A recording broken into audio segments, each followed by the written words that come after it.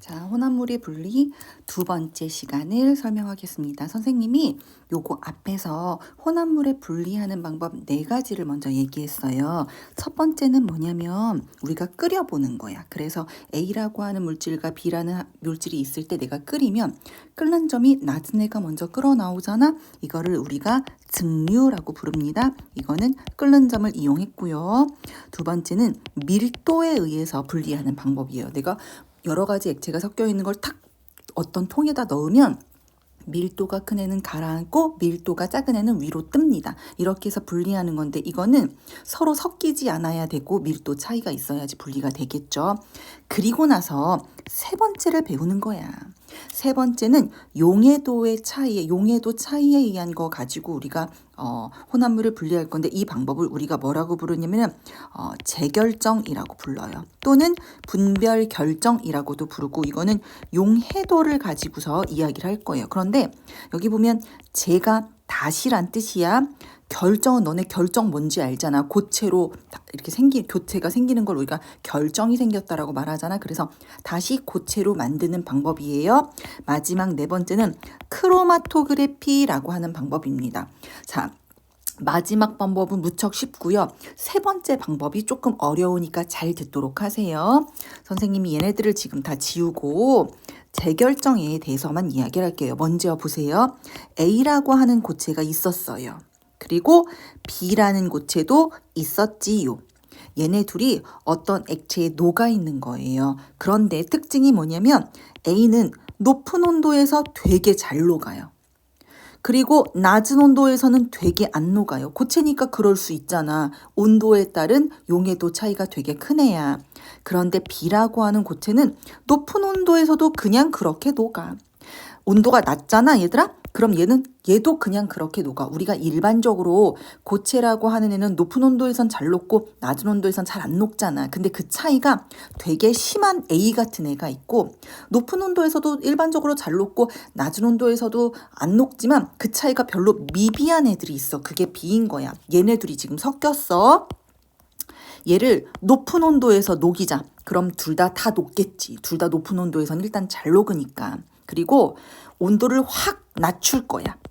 낮추면 A라는 애는 온도가 낮으면 안 녹잖아. 그래서 아까 녹았던 그 부분이 안 녹고 가라앉아. 이렇게 가라앉아. 근데 B라는 애는 높은 온도에서도 매우 많이 녹진 않지만 어쨌든 녹고 낮은 온도에서도 비슷하게 녹았단 말이야. 그래서 가라앉지 않아. 그럼 우리가 이걸 걸르면 얘만 건져지지. 그래서 우리는 이렇게 온도에 따른 용해도 차이가 큰 애를 건져낼 수 있어. 다시 이야기할게. 혼합물의 분리 세 번째 방법, 용해도 차이에 의한 방법은 어떤 애는 온도에 따른 용해도 차이가 되게 큰 애, 어떤 애는 별로 차이가 크지 않은 애를 섞어서 두 개를 뜨거운 물에 다 녹여라. 그럼 찬물로 갑자기 확 낮추면 온도에 따른 용해도 차이가 큰 얘는 가라앉고 안 녹고 가라앉고 얘는 그냥 그렇잖아. 얘는 그냥 높은 온도에서도 어느 정도 녹고 낮은 온도에서도 어느 정도 녹는 차이가 없는 애니까 안 가라앉아. 그래서 가라앉아 있는 A를 거름 종이에 걸르면 A만 나오고 액체에는 A도 조금 섞이고 B는 대부분이 다 섞여 있겠지. 요렇게 A만 분리해내는 방법이야. 요걸 우리가 재결정이라고 불러. 자, 그럼 선생님이 설명이 지금 이해가 갔으면 선생님이 책을 한번 표시해 볼게. 요거는 용해도 차이를 이용한 거고요. 우리는 그거를 재결정이라고 합니다. 이게 분리 세 번째 방법이에요. 읽어봅시다. 물질의 온도에 따른 용해도 차이를 이용하여 순수한 고체 물질을 분리하는 방법입니다. 구체적으로 어떻게 할 건데? 불순물이 섞여 있는 고체 물질을 용매에 녹일 거예요. 뜨거운 용매. 그럼 불순물도 녹고 고체도 녹겠죠. 그리고 온도를 확 낮추면 누군가가 가라앉아요. 온도에 따른 용해도 차이가 큰 고체가 가라앉겠죠. 불순물은 안 가라앉아. 그래서 이 고체를 건져내면 순수한 고체만 얻을 수 있는 거지. 선생님 포인트에 밑줄을 그을게.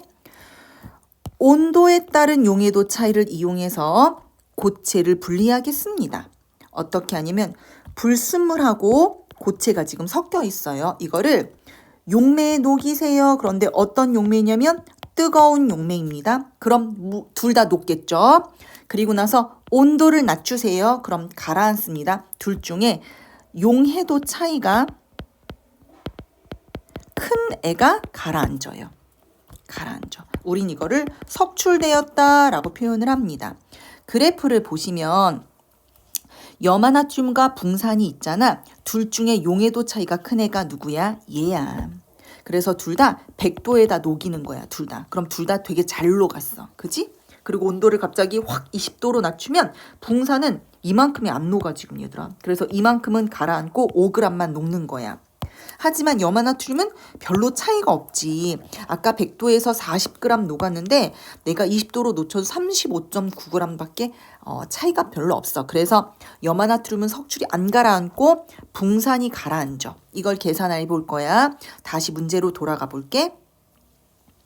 염화나트륨 20g과 붕산 20g이 섞인 혼합물을 80도씨의 물에 모두 녹였어. 여기까지 문제가 안 돼. 물 100g에 염화나트륨 20g도 다 녹고요. 붕산 20g도 다 녹아요. 80도씨로 온도가 높으니까요. 그런데 얘를 20도씨로 냉각해 볼 거예요. 띠띠띠띠띠띠띠띠띠. 자, 붕산은 5g이 녹고요. 염화나트륨은 35.9g이 녹으니까 염화나트륨은 지금 현재 20g이 녹아있기 때문에 아무 상관이 없어요. 35.9g 녹일 수 있다는 이야기잖아. 20도로 낮췄을 때. 근데 붕산은 20도로 낮추면 5g밖에 안 녹아. 그래서 우리는 20g에서 5g을 빼야지. 그럼 15g이 안 남고 가라앉는 거야. 그래서 답은 붕산이 15g 남습니다. 됐죠? 이렇게 계산하는 거예요. 선생님이랑 지금부터 계산 문제를 한번 해결해 보도록 하겠습니다. 오른쪽에 2번을 보세요. 그래프를 봅시다. 지금 하나 공부를 했는데 얘는 차이가 안 크고 얘가 차이가 큰 애야. 우리는 차이가 큰 애가 가라앉을 수밖에 없지. 온도를 낮추면 안 녹으니까. 그래서 만약에 내가 지금 온도를 이렇게 20도씨로 냉각하면 누가 가라앉습니까? 붕산이요. 용해도 차이가 큰 물질인 붕산이 결정으로 석출됩니다. 자, 얼마나 석출되나 볼게요. 염화나트륨은 신경 쓰지 마. 붕산을 15g이나 녹였대. 그런데 20도씨로 낮춘대. 얼마 녹아? 지금 5g밖에 안 녹아. 그러니까 15g에서 5g을 빼면 10g이 가라앉는 거지. 자, 이렇게 풀으시면 됩니다. 선생님이 또 넘기셔서 여기를 볼게요.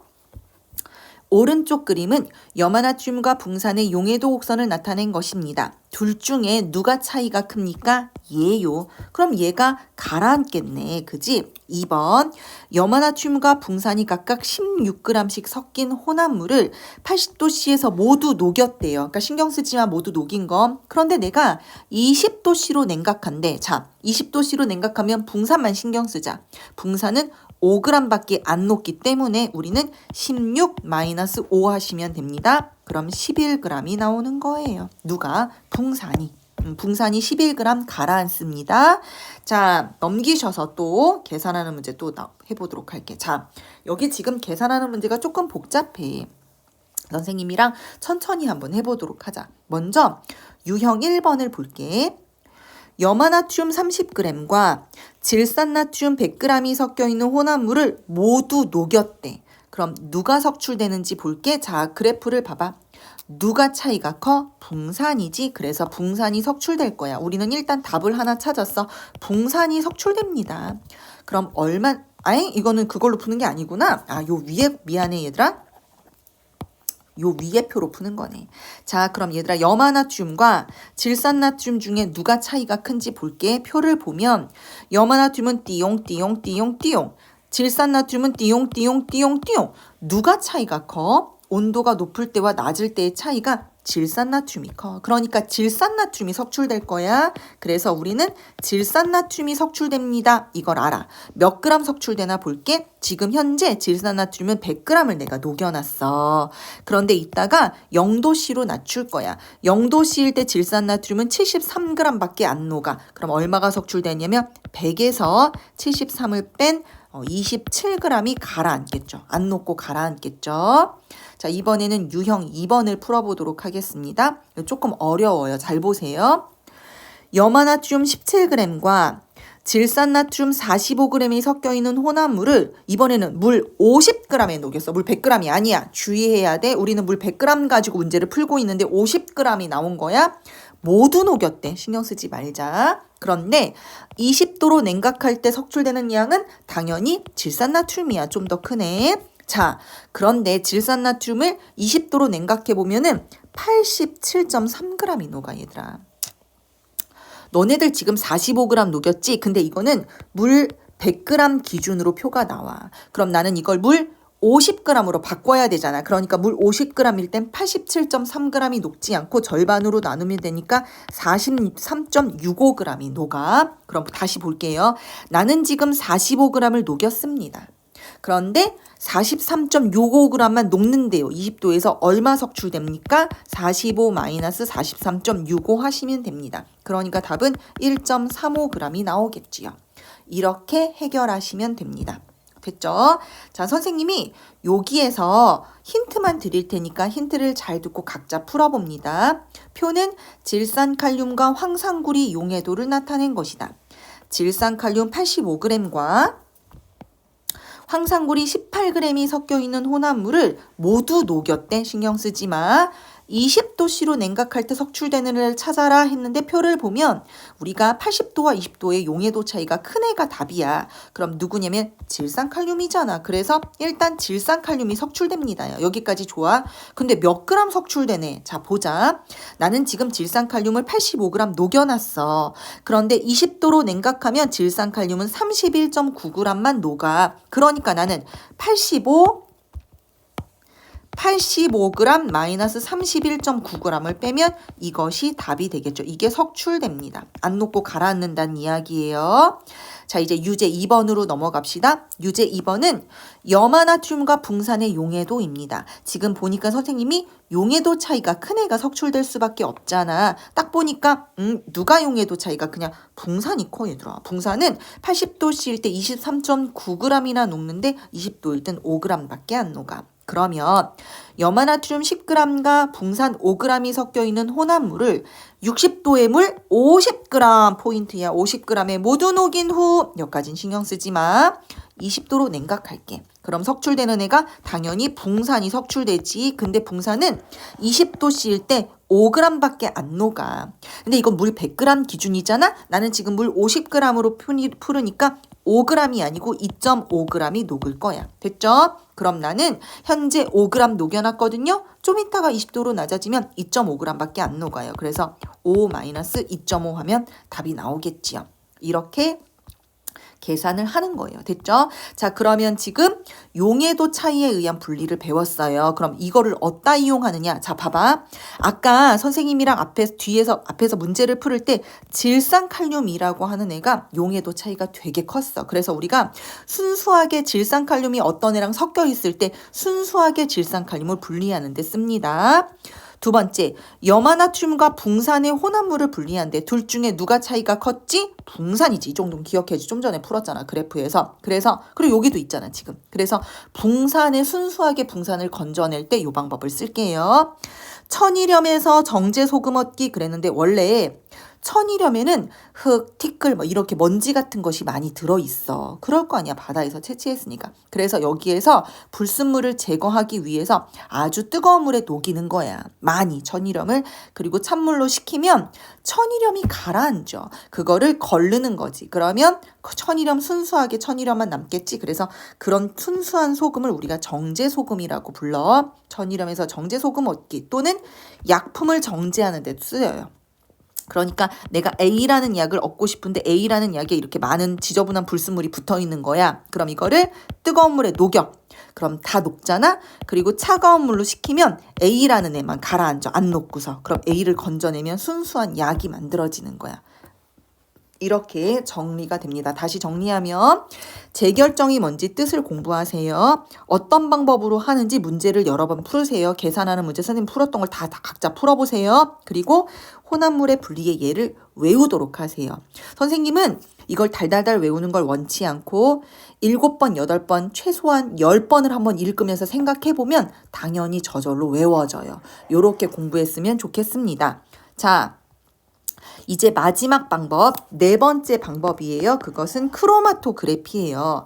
크로마토그래피는 우리가 초등학교 때 실험한 친구들이 있을 거야. 크로마토그래피는 뭐냐면 선생님이 먼저 이 실험 내용을 보여줄게. 거름 종이에 혼합물을 여기다 찍습니다. 보통 수성 사인펜을 여기다 찍어요. 검은색을 찍는 거지.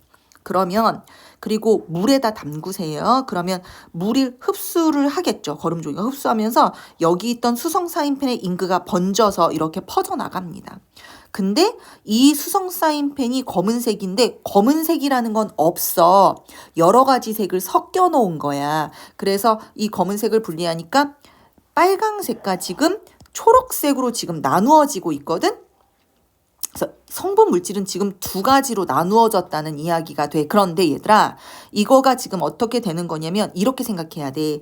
이 검은색 혼합물에 여기 안에 A라는 애하고 B라는 애가 들어있었어. 그런데 내가 물에 담궜더니 얘가 물속에서 달리기를 시작하네? 그래서 여기서부터 좀 출발해서 둘이 달린 거야. 달렸는데 누가 먼저 갔냐면 B가 속도가 빠른 거야. 그래서 B가 멀리 갔고 A는 나중에 도착했어. 우리는 물이라고 하는 용매에서 이 수성 사인펜의 이동 속도는 B가 더 빠르고 A가 느리구나 라를 알 수 있지.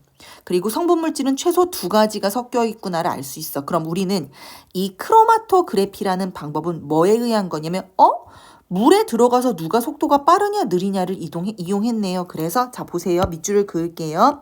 크로마토그래피는 혼합물을 이루는 성분 물질이 용매에 따라 우리는 지금 물을 사용했어. 물에 따라서 이동하는 속도가 다른 것을 이용합니다. 자, 용매를 따라서 이동하는 속도가 다른 것을 이용합니다.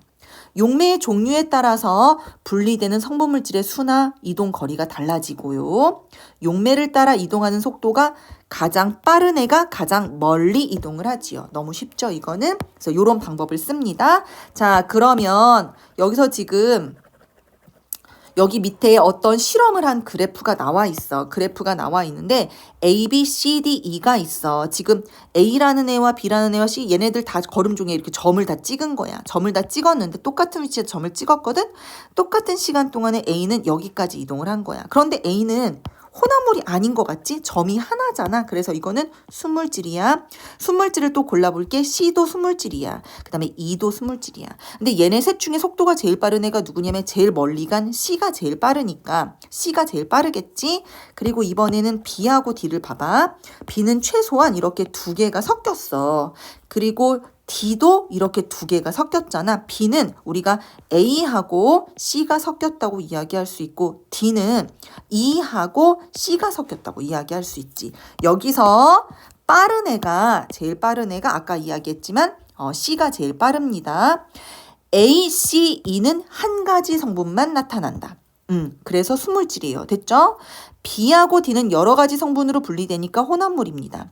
B는 A와 C를 포함하고 있고요. D는 C와 E를 포함하고 있어요. 그리고 올라간 높이가 같으면 같은 성분이니까 용매를 따라 이동하는 속도가 C가 제일 빠르고요. 그 다음이 A고 그 다음이 E입니다. 어렵지 않죠? 해석한 거. 이러한 크로마토그래피는 방법이 되게 쉽지 않아? 너네 지금 거름종이에 물만 있으면 되잖아. 수성사인펜. 이렇게 세 개만 있으면 되잖아. 그래서 이건 방법이 되게 쉬워. 우리가 중학교 2학년 들어와서 실험 방법이 매우 간단하고 쉽고 단순하다라고 하는 게 두 가지가 있었어. 하나는 불꽃 반응. 두 번째가 크로마토그래피야. 자, 크로마토그래피의 특징. 매우 적은 양도 가능해. 점 하나 찍었는데 그거 분리했잖아. 그지? 두 번째, 분리 방법이 매우 간단하고 시간도 짧게 걸려. 그리고 마지막 세 번째는 성질이 비슷하거나 복잡한 혼합물도 한 번에 분리할 수 있다. 이게 뭐냐면 수성 사인펜에 들어있는 잉크의 종류가 얼마나 복잡하니? 그걸 어떻게 분리하니? 그리고 또 빨강색과 파랑색과 초록색 이런 건 되게 색깔이기 때문에 특별히 성질이 막 다른 게 아니잖아. 색깔만 다르고. 그래서 이렇게 성질이 비슷하거나 복잡한 혼합물도 그냥 한 번에 분리할 수 있어. 자, 이러한 크로마토그래피는 어디에 이동하나 볼게, 얘들아. 일단 색깔이랑 관련이 있는 건 다 크로마토그래피야. 사인펜 잉크의 색소 분리, 그리고 저기 뒤에 잎의 색소 분리. 잎에도 색소가 있거든. 초록색만 있는 게 아니야. 붉은색도 있고 갈색도 있어. 그거를 분리할 때 쓸 거야. 왜냐면 색깔마다 용매에서 달리기 하는 속도가 다 다르거든. 그렇게 이용을 할게. 자, 그다음 두 번째는 어떤 성분을 검출하는 데 쓸 수 있어. 운동선수가 대회 나가기 전에 약물을 하면 운동선수의 오줌을 가지고 그걸 용매에 넣어서 그 약의 속도로 그 사람이 먹은 약이 분리가 되거든. 그걸 우리가 도핑 테스트라고 불러. 그리고 단백질의 성분을 검출하는데 단백질의 종류가 되게 많아요. 한 20여 가지 됩니다. 그 20여 가지가 어떤 용매에 들어가서 달리기 하는 속도가 다 달라. 그래서 우리는 단백질의 성분을 어떤 액체에 집어넣은 다음에 달리기를 시켜가지고 누가 빠른지를 확인하면 분리할 수 있어요. 마지막 식품 속 농약이나 중금속 성분의 검출인데 이거는 중금속이나 농약 같은 것도 어떤 용매에 넣으면 속도가 빠르고 느리고 구별할 수 있어서 이렇게 크로마토그래피로 이용합니다. 이걸 공부하는 방법은 이거는 어렵지가 않으니까 여러 번 읽고 이용의 예는 외워주셔야 됩니다. 자, 선생님은 우측의 문제를 풀지는 않겠어. 그리고 순수한 질산칼륨의 분리 실험만 설명해 주도록 할게. 자, 질산칼륨과 황산구리 혼합물을 뜨거운 물에 지금 붓고 있습니다. 그런데 우리 여기 지금 그래프를 살짝 보면 질산칼륨과 황산구리가 있잖아. 둘 중에 용해도 차이가 누가 커? 얘가 석출되겠지. 기억해야 돼. 용해도 차이가 큰 애가 석출이야. 그럼 질산칼륨이 석출될 거야. 그리고 다 녹인 후에 봐봐. 질산칼륨은 30g 녹였고 황산구리는 1g만 녹였어. 다 녹인 후에 찬물로 낮춰. 찬물로 냉각하면은 누가 석출되냐면 질산칼륨이 석출되지. 어떻게 석출되냐면 빼시면 됩니다. 지금 40도씨에 녹아있는 양은 30g이었어요. 그런데 0도씨에서 녹을 수 있는 게 13.6이래. 그러면 30-13.6 하면 석출되는 양이 나옵니다. 이렇게 해주시면 되고 탐구 B는 사인펜 잉크의 색소 분리 봐봐. 거름 종이에 색깔을 찍는 거야. 그리고 거름 종이를 유리판 위에 지금 붙였어. 그리고 밑에 여기는 물이 있다? 여기다 이렇게 담궈. 물이 잉크에 닿으면 안 돼. 그냥 거름 종이에 물이 빨아들여서 그 빨아들이는 걸로 잉크가 퍼져나가게끔 해야 돼. 그리고 유리판으로 뚜껑을 덮는 것은 여기 지금 물이 있는데 물이 바깥으로 증발하면 안 되잖아. 얘만 먹어야 되잖아. 그래서 유리판으로 뚜껑을 닫아주는 거예요. 실험 과정의 유의사항, 용매가 증발하지 않도록 뚜껑을 닫아주고요. 물이 거름종이 물이 여기까지만 올라오기 전에 빨리 끝내야 돼. 어느 정도까지만 하면 끝내고요. 올라오기 전까지 실험을 멈추고 사인펜 잉크는 작게 여러 번 진하게 찍어야지 분리가 쉽겠고요. 찍은 점이 물에 잠기면 안 됩니다. 그리고 이건 좀 수성이잖아 얘들아. 수성이니까 물에 담갔는데 만약에 유성이라면 물에 담그면 안 되겠지? 유성 잉크가 번지지 않잖아. 유성 색소를 녹일 수 있는 용매가 있어. 그런 거를 사용해 줘야 됩니다. 자, 이 실험 결과를 봐봐. 지금 여기서 검은색 점을 찍었어. 용매가 지금 보이지? 쫙 퍼져나가는데 이거 3개. 그러니까 이거는 여기에 있는 성분물질은 최소 3가지입니다. 그리고 속도가 제일 빠른 애는 C겠죠.